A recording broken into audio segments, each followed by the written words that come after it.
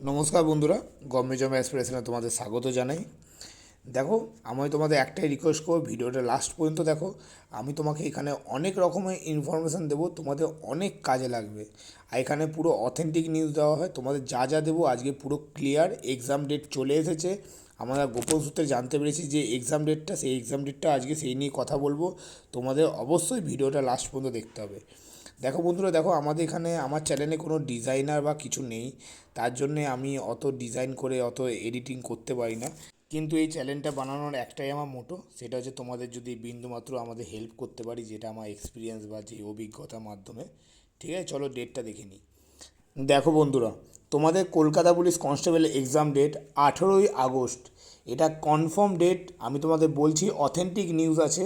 তোমরা মিলিয়েও নিতে পারো, যেদিনকে 18ই আগস্ট হবে তোমরা দেখে নিও। এই চ্যানেলে আমি সবার প্রথমে আপলোড করলাম। 18ই আগস্ট কিন্তু এক্সাম হতে চলেছে, এটা কনফার্ম। তোমাদের 12টা থেকে 1টা পর্যন্ত এক্সাম হবে।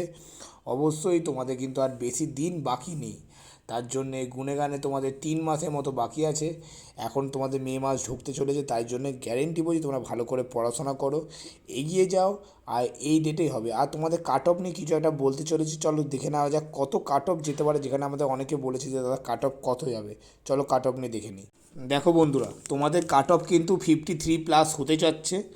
তোমাদের একটা কথা বলে যাচ্ছি, এখন থেকে যদি মক টেস্টে এই নম্বরটা ইউআরে আসে, তাহলে গ্যারেন্টি তোমরা পাস করে যাবে, সেটা নিয়ে কোনো সংশয় নেই।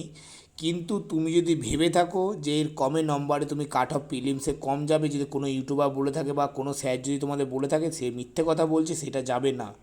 এতদিনের এক্সপিরিয়েন্সে আমি যা বললাম, তোমাদের একটা আমি হেল্প করতে পারি, একটা জিনিস বলতে পারি, সেটা তুমি মন দিক দিয়ে শুনতে পারো।